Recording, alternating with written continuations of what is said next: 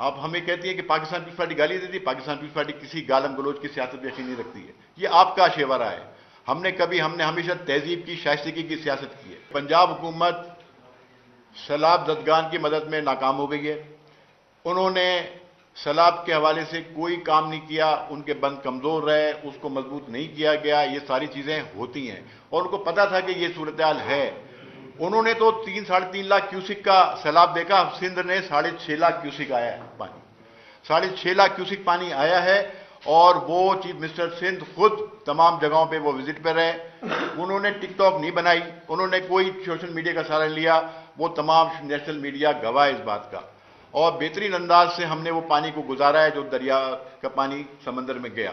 اور اگر آپ گڈو سے چلیں وہاں تک دیکھیں کہ کوئی شہر، کوئی جگہ پانی نہیں ہوا سوائے کچے کا علاقہ.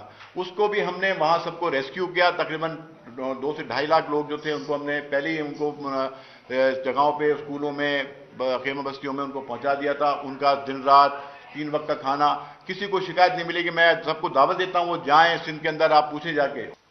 مودی جو ہے ہماری دعوت پہ نہیں آیا تھا اچانک، وہ آپ کی دعوت پہ آیا تھا. آپ کے یہاں آیا تھا، ہمارے یہاں نہیں آیا تھا. ہم تو بلا بھٹو زرداری صاحب تو اس کو گجرات کا کسائی کا لقب دیا اس کو. اور یہ کہا جو مودی کا یار ہے غدار ہے غدار ہے. انہوں نے ہمیشہ ہندوستان کی آنکھوں میں آنکھیں ڈال کے بات کی ہے. کبھی ہمیں کوئی شوق نہیں ہے ان کے ساتھ تجارت کرنے کا.